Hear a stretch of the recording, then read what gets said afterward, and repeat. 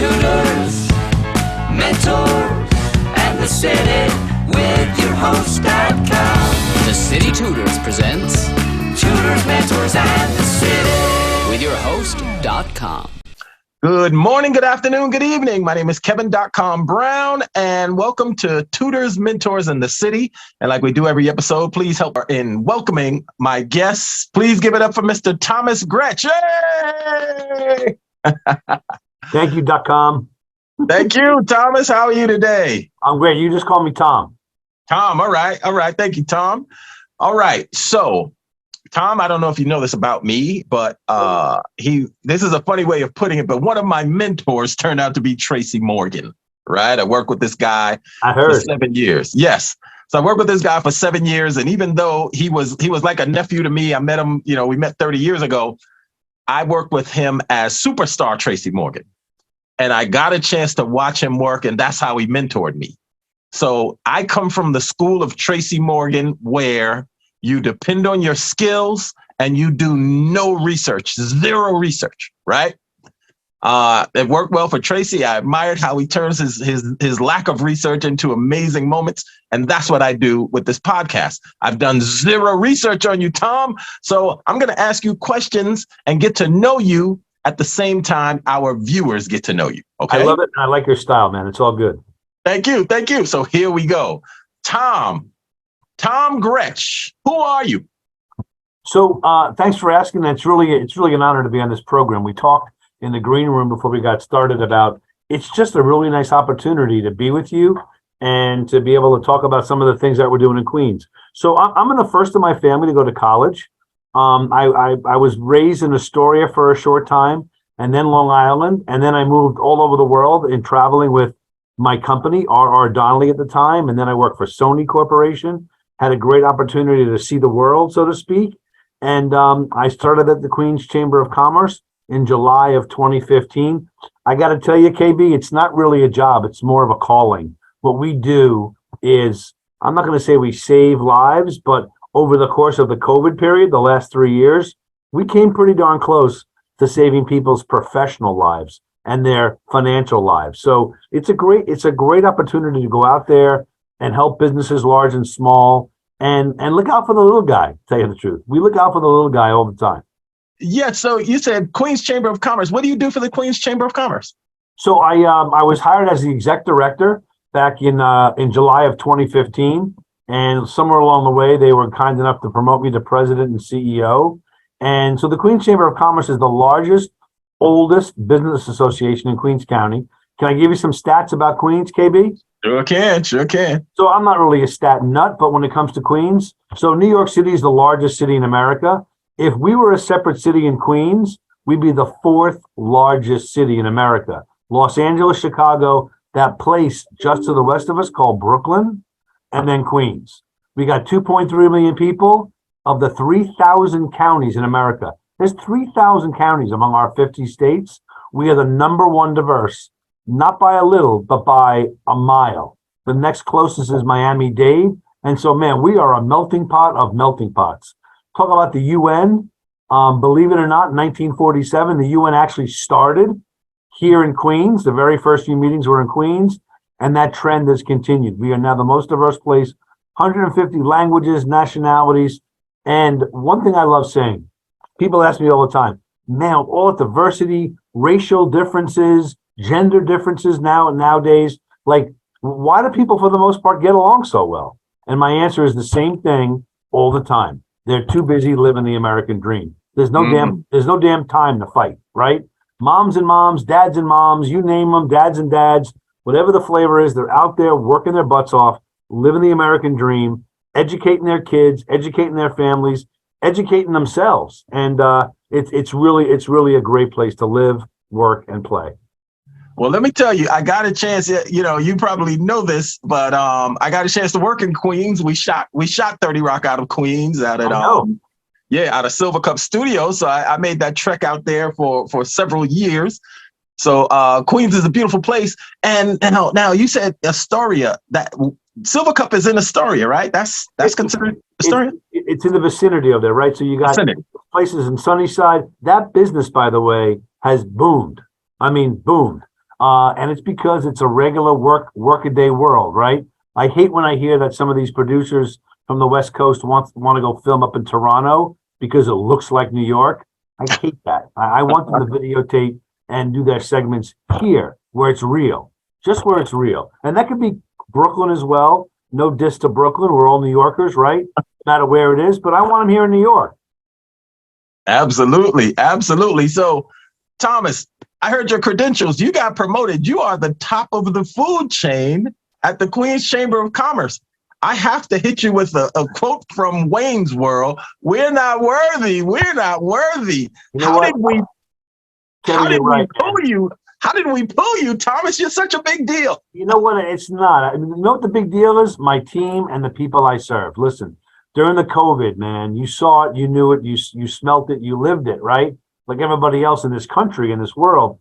But in Queens especially, man, we had 6,000 restaurants going into March of 2020. We lost 1,000 restaurants.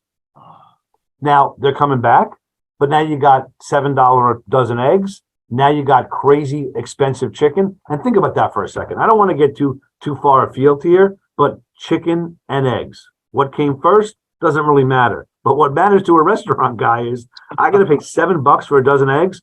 You go to any place, man, an omelet's now $15. A chicken parm is $35. How do you sustain as a business trying to make a little margin? On top of that, certain elements of our city council in our state are throwing all kinds of crazy rules and regulations to these mom and pops. It's always one of those things where it's well intended, but it's bad consequences. If I told you how many small businesses get fined and penalized when they are just trying to make a living, they're not trying to out to gouge anybody. Good God. I mean, at the end of the day, they're trying to work hard, fly right, educate their families, but we fight like crazy. And it's not just me. I got a great staff of 33. We speak 19 languages.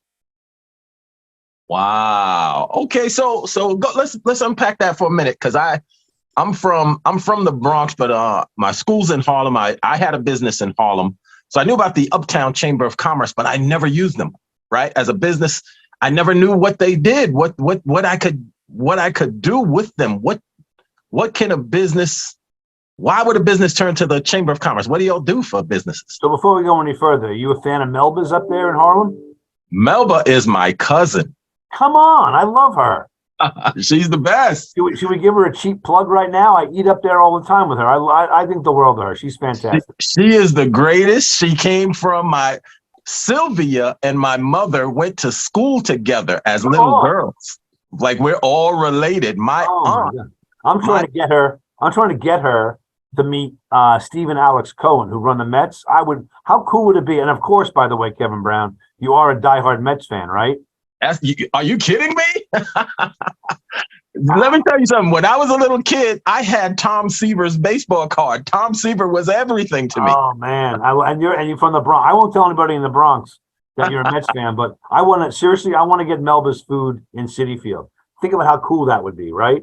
That would be the coolest. Right? I have her number. I'll text her right after the call. I got her on speed dial. When you do, send my love. I know her well. So yes, okay, great. Chamber of Commerce, right? So we were founded in 1911, right? We educate, we advocate, and we network, right? That's our mantra. That's like chiseled into the Articles of Incorporation from 1911. Educate, advocate, network. Now, clearly, the way we do those things then and now have changed. I can show you photos from my archives of 500 stuffy old white guys smoking cigars and tuxedos at the Pierre Hotel networking. Well, obviously the world has changed, right?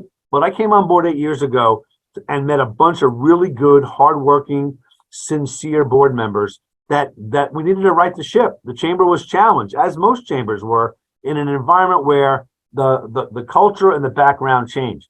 Before our very eyes, with no malice, we became the most diverse place on earth. And our board and our membership did not properly reflect the content and the color of our people.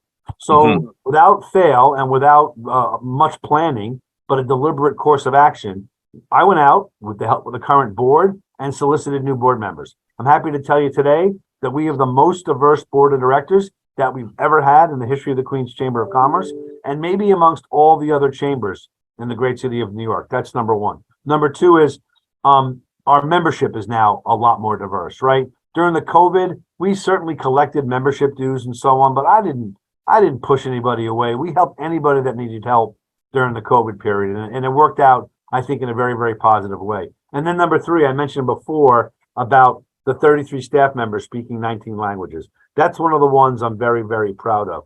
But again, along the way, education, advocacy, and networking. We educate in multiple languages, all the rules and regulations, all the opportunities, whether it's federal, state, and city. The networking thing. One of my staff members here, Brendan Levy, always talks about the fact that joining the chamber is like joining a gym. If you join a gym and write your check for $30 or $40 a month, whatever it is, and don't go, and you're still chubby and out of shape, don't blame the gym. Right? Life and chamber membership and going to the gym, it's a contact sport. You got to be there. You got to go. We have over 300 events a year, primarily complimentary.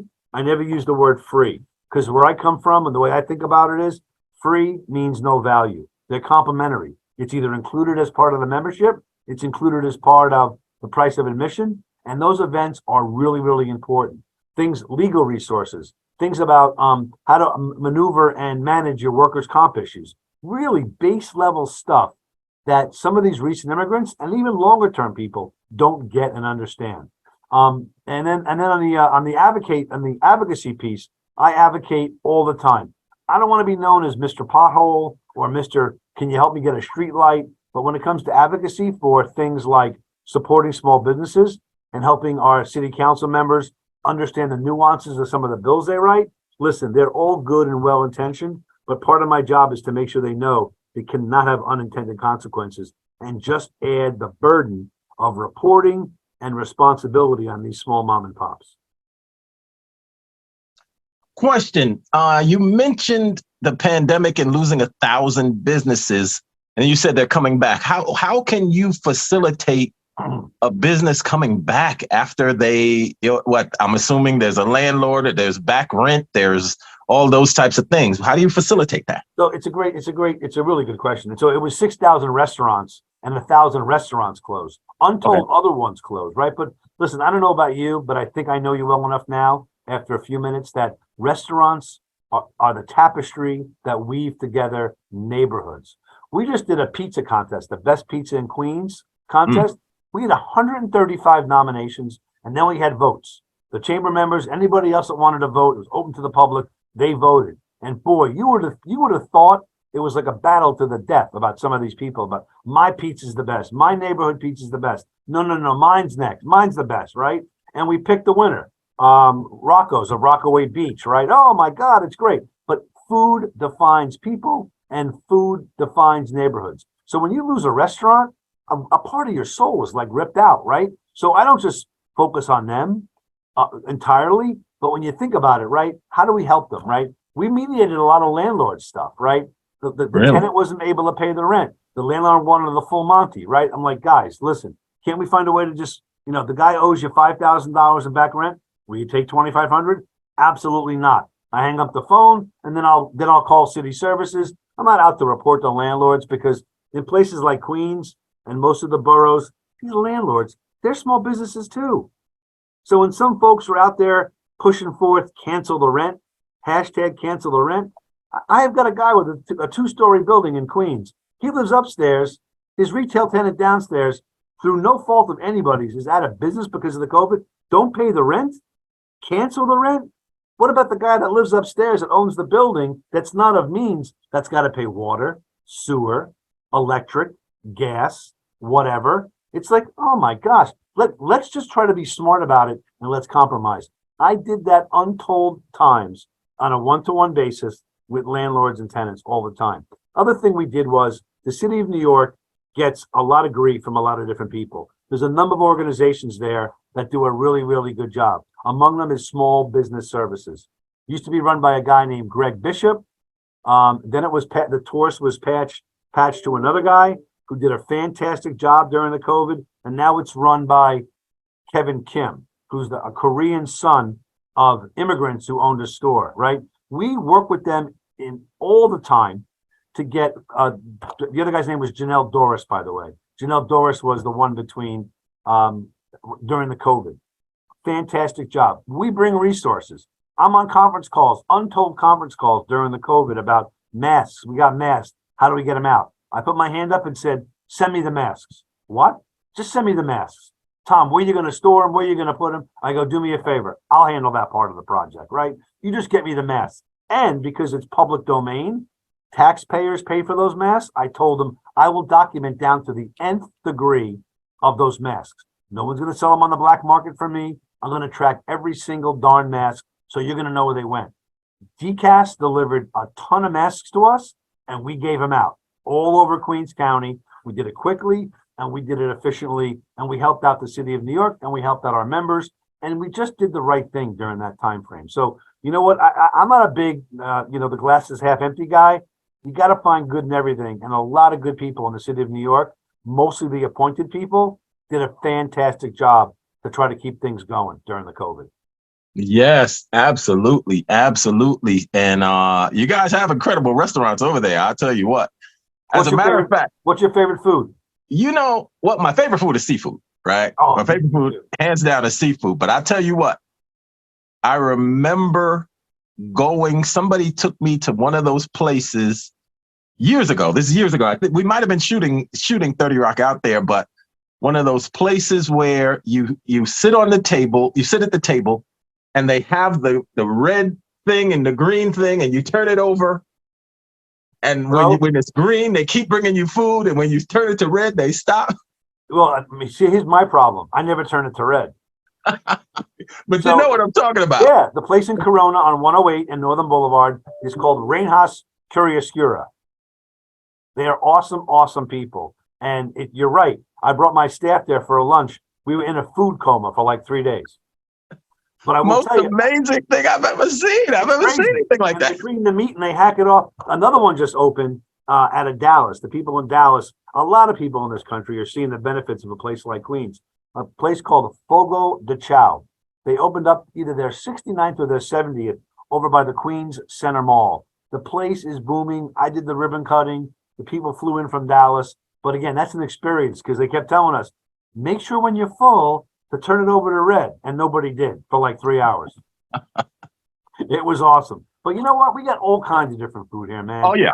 We got a place, I was telling people during the COVID, the sad times of, I was on a couple of national conference calls with chambers from all over the world. And I'm telling them like 75 or 100 different chamber leaders. And I'm like, you guys saw the pictures on the nightly news of those trailers with the bodies in them?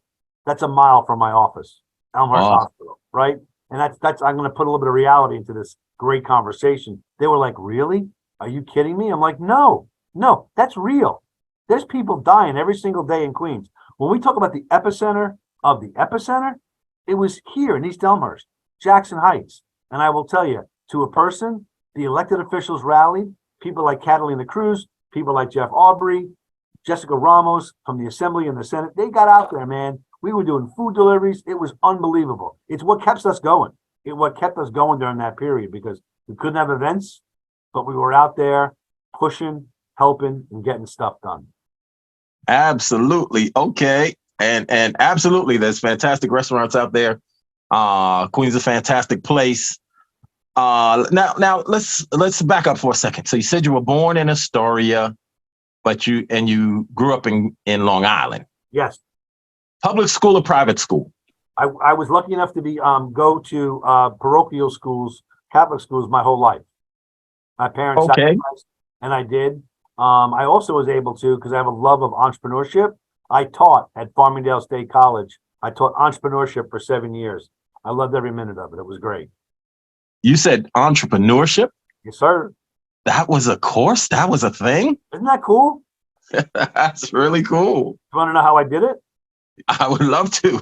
Listen, I am not a brain surgeon. I got a big mouth and I push, right?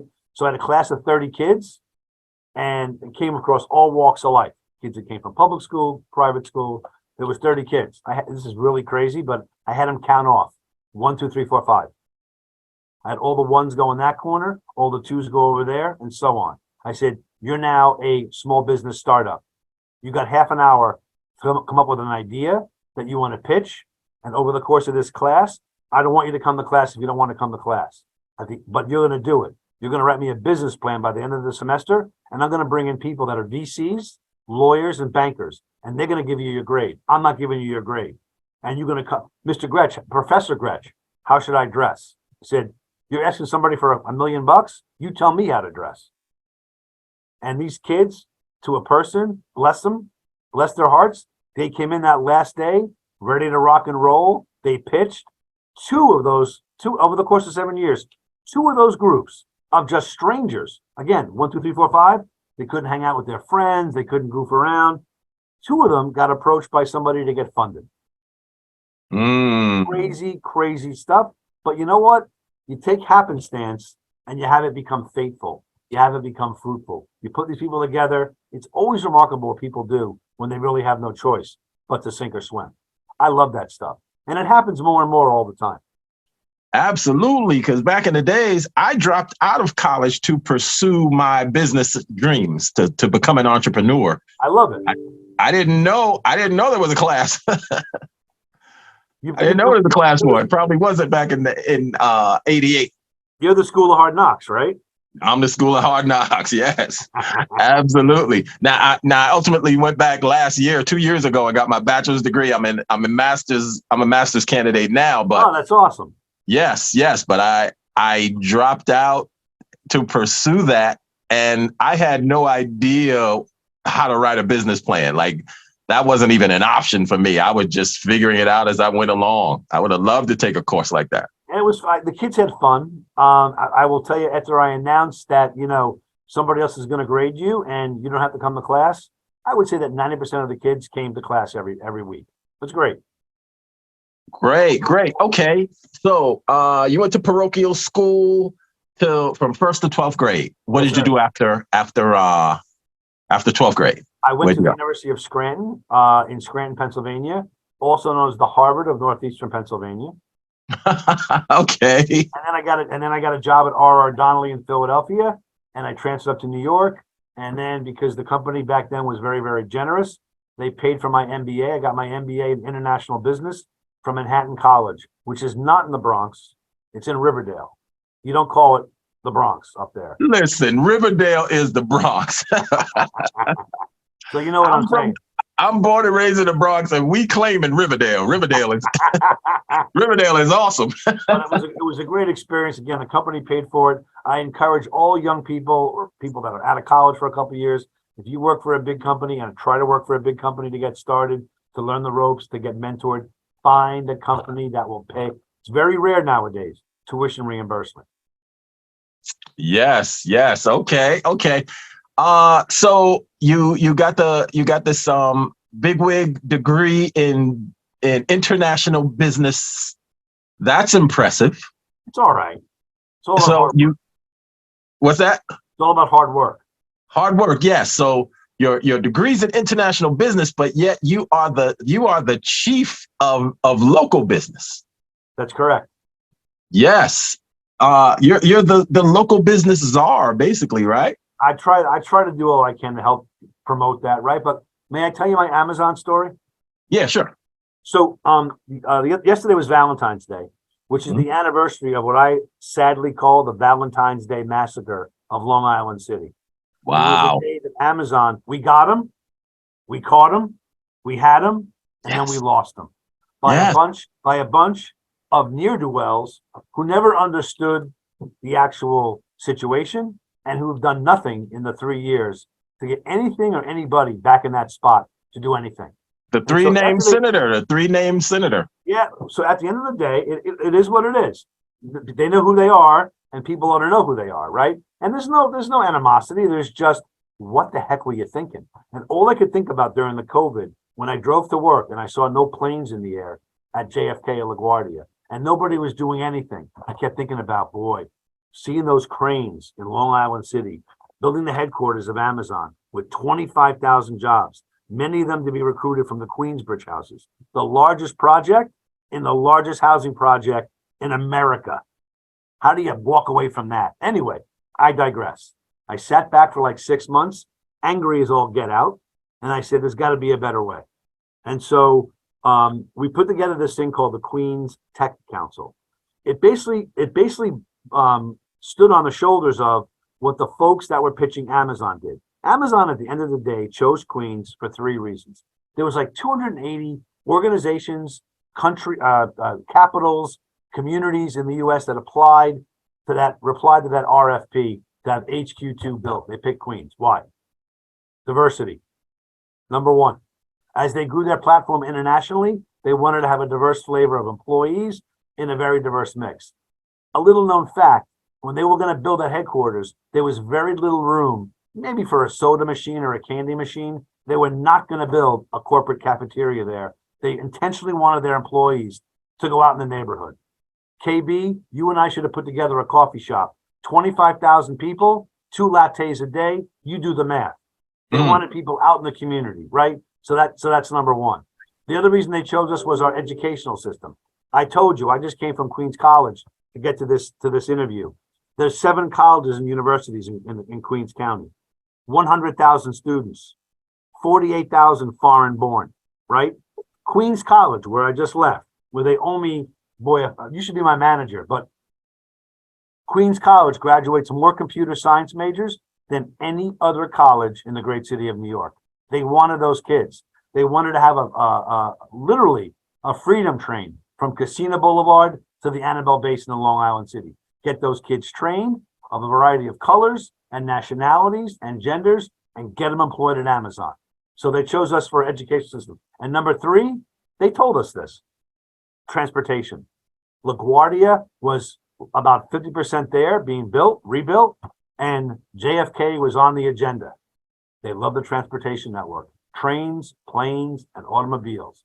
We've always used to joke that Queens was the place you traveled through from Long Island and points east through to Manhattan. Now Queens is the place you travel to. We've arrived. So, Queens Tech Council, what are we doing? I told you, we're the 4th largest city in America, 2.3 million people. You know how many business incubators we have? Tech incubators? 2. Very, very good ones, very well staffed. There's one at Queens College and there's one at LaGuardia. As the 4th largest city in America, I would argue, KB, there ought to be a dozen, maybe 10. Right. So we started. Right. My first one, to put a stake in the ground and show them that we're not just talk, downtown Jamaica. We are in downtown Jamaica. My friend Justin Rogers runs the Greater Jamaica Development Corp. His predecessor, Hope Knight, another dear friend, built out the Greater Nexus, home to 60 to 70 seats of tech space. We took some of that space. We got companies in there, people of color from the neighborhood. That's number 1. Number 2 is the Rockaways, where Donovan Richard, our great borough president, is from. Right. I should also mention in Jamaica, the mayor talks about Brooklyn. He's from Jamaica. Donovan Richard, we got an incubator at Beach 105, right? We're working now to finalize a deal to put more people in the Queens College incubator and also in the Long Island City incubator at LaGuardia Community College. Next up is Flushing, then Astoria, then I want 10, and maybe it should be 20, but in my head, it's 10. And here's the other magic part of this thing.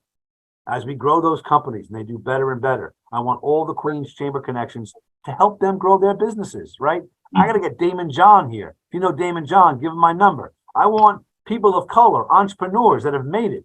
I want these people here to help, not me, the people of color that are in my incubators, right? There's people like World Be Free, who's got an investment fund, right? He's from Queens. I want him here. Damon John, I mentioned. I want Serena Williams, left tennis. She became great in Queens, playing at the USTA. I want her investment fund to come and put their money where their mouth is and invest in these companies here, right? And the second part of this initiative, part 2, is I'm forming a Queens Angel Fund. I want to raise $40 million, not for me, $40 million for the small businesses of Queens. And I'm going to try to do what the smart people at Stanford do and MIT do. I'm going to get some really smart people to help me design it and build it.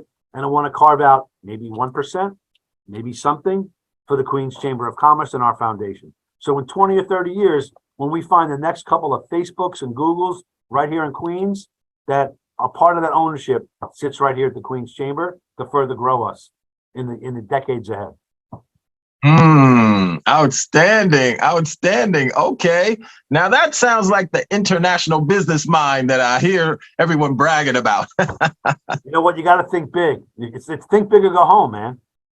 There you go. There you go. So I gotta find out where did all this energy and passion come from? What happened in your childhood? Where did you get that from? So I'm a very, very lucky and blessed person. It's a long story, too long for this interview, but I wasn't down at ground zero on 9/11, but I went to go find my then girlfriend in that vicinity on the Brooklyn side of the bridge. Because of that day, it put a big impact on me. A lot of people I knew died. A lot of people I knew survived. I made a vow to myself. I was going to marry that woman. We got married a month later. So I'm lucky and blessed. Every day I could have been down there with so many other people. So I'm a lucky and blessed person. And then during the course of the COVID, I had it not once, but twice.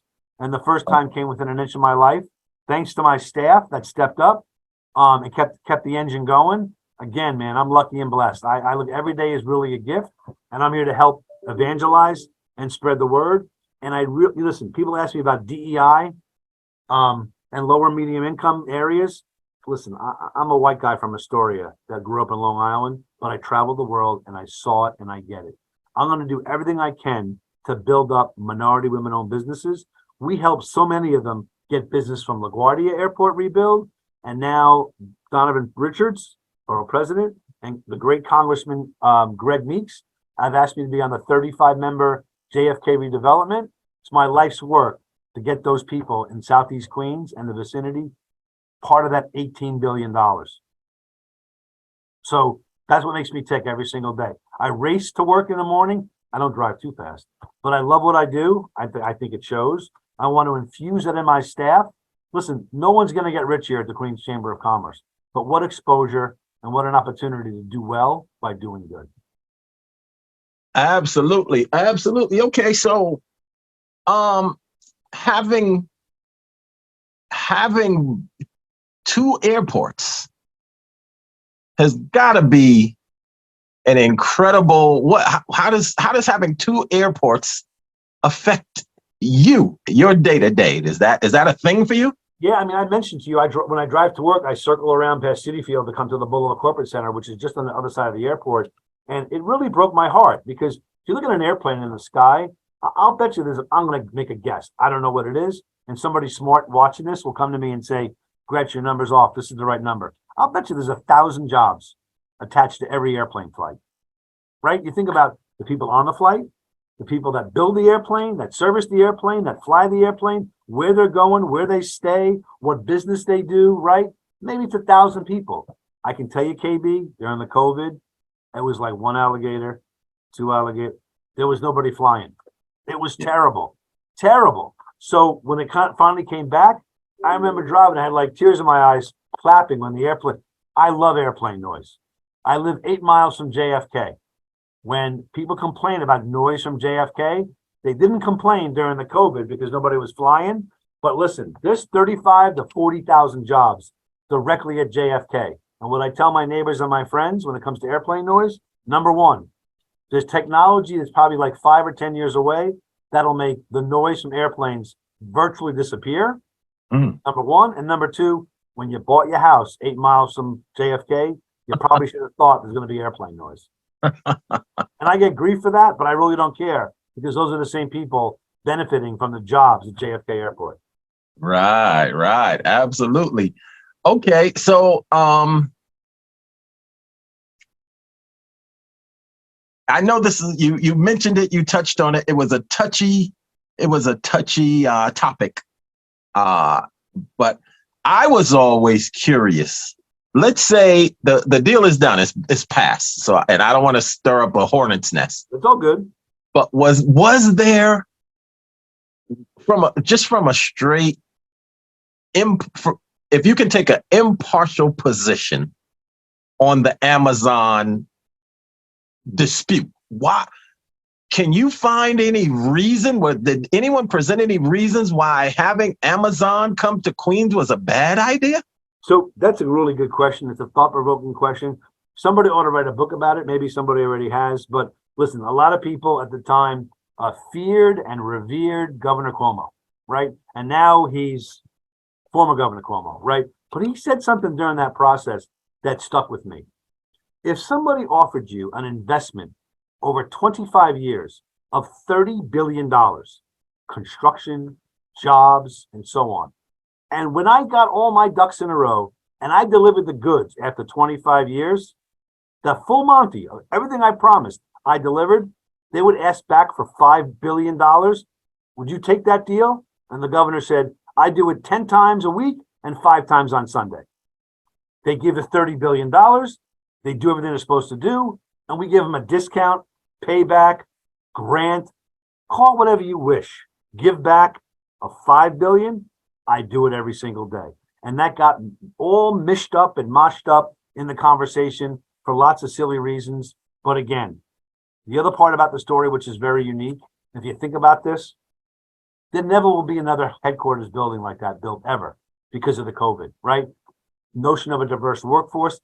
There are billionaires in New York City, Manhattan, that are trying to figure out how they're going to make the next debt payment because no one's coming back to the office and they're not paying rent. Thankfully, there's a lot of really smart people trying to figure out how to convert those buildings to housing. So all is not lost. All is not lost.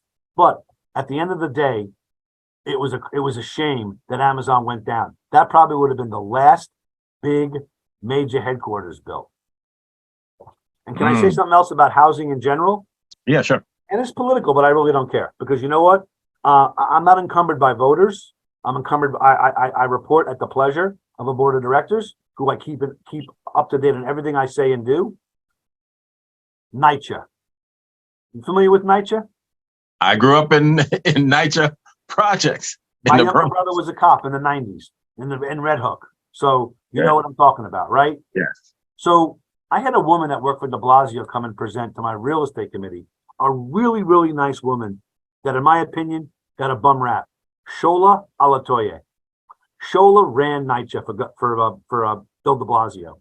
She came here in like 2017, 2018 with a laundry list and an awesome PowerPoint of my fixer-upper plan. My fixer-upper plan, not net new housing, just to fix what I got, is $17 billion. $17 billion.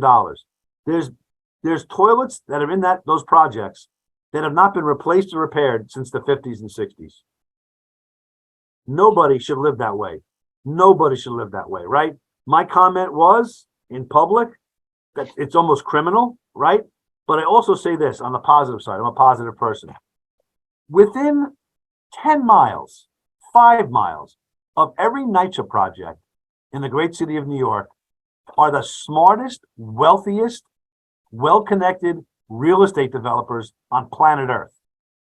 If I was the guy in charge, I would summon them all to a meeting and say, listen, you got 6 months for a plan to figure this out. You developers are going to get together in a collaborative way, kind of like what FDR did after World War II, going to be a Marshall Plan for NYCHA.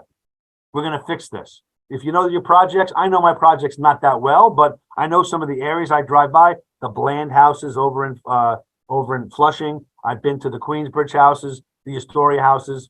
The planners that built them, you can argue whether they did it right or wrong, but there's plenty of open space nearby on the premises. Call me a wide-eyed optimist that's clueless. I would take over all that land and I would guarantee every person in the current building a guaranteed spot in a brand new building built right next door. And I would not put a dime towards rehabilitation. I would demolish the old after the new ones are built. Energy efficient. Have people build farms within the area to grow your own food and produce. Again, maybe I'm crazy. I'm a what? Guarantee the jobs, what have you, right? Don't want to upset the union folks. Bless them for what they do, right? But give people decent housing and stop putting good money after bad.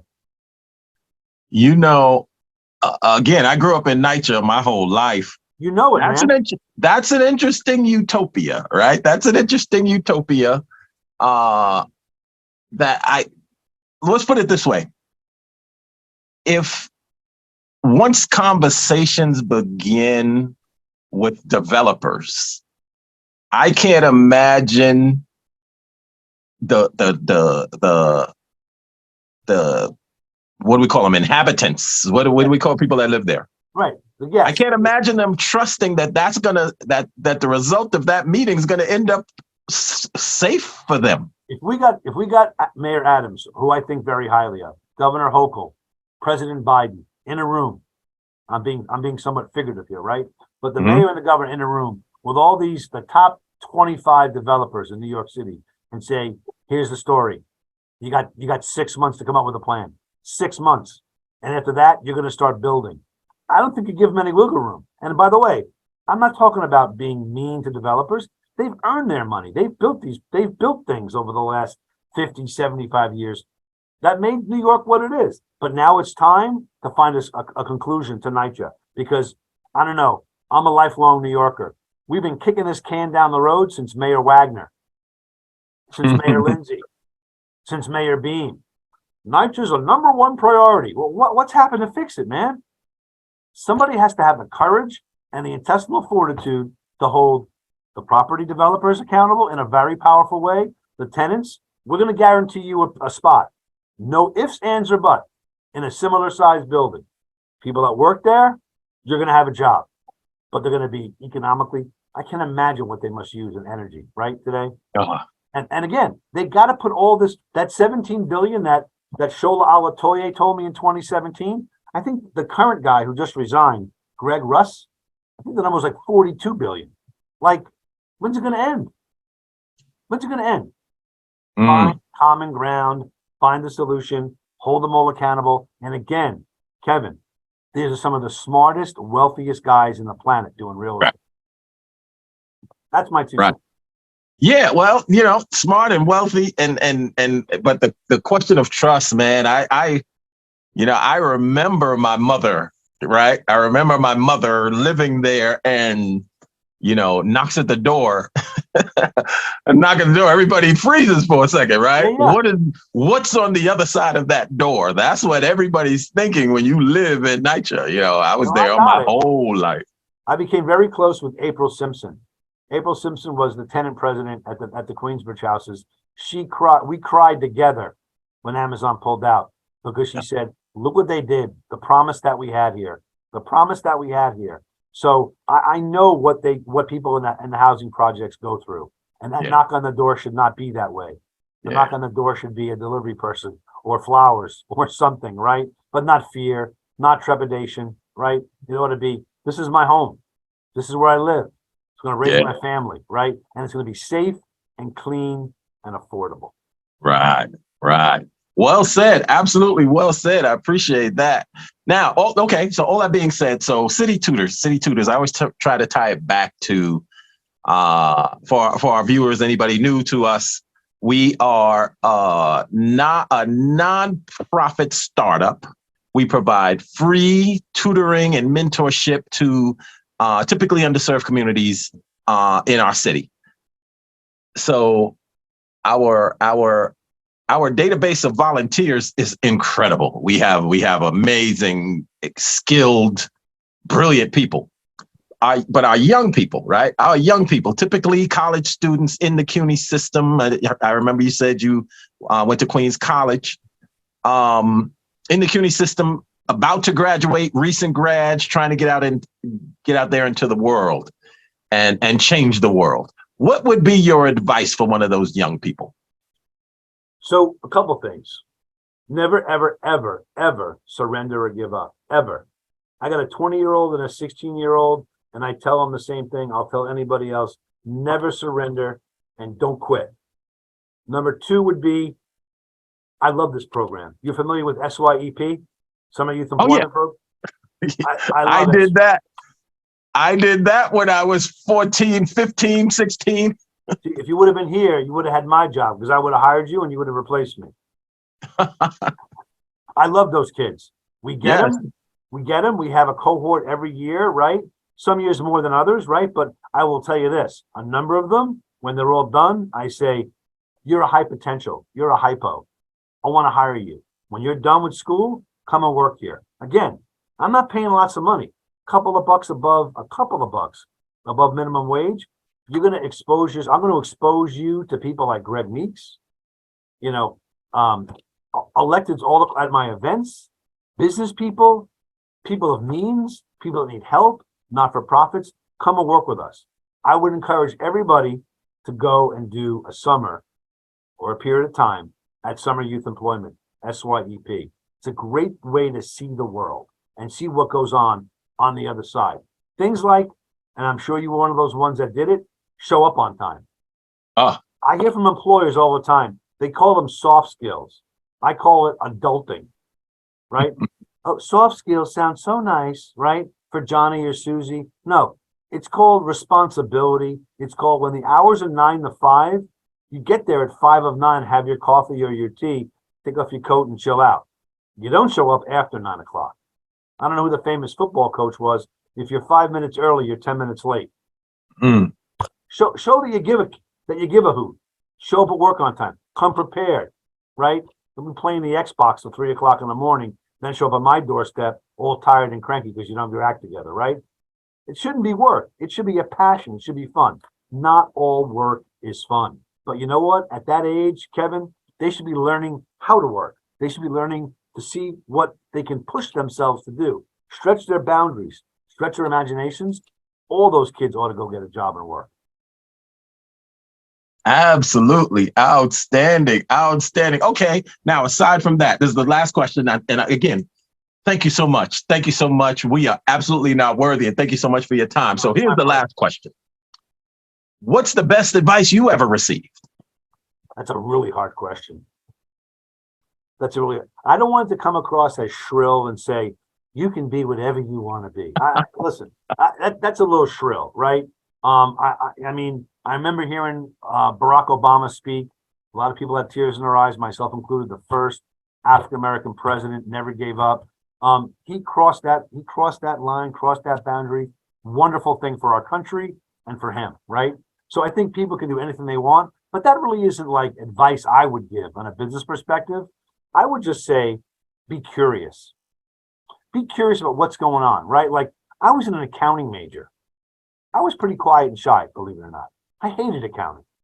I didn't like it, but it gave me a great basis for business because I took business law classes. I took marketing classes. I took all kinds of interesting classes that would be good for an accountant, but a well-rounded person.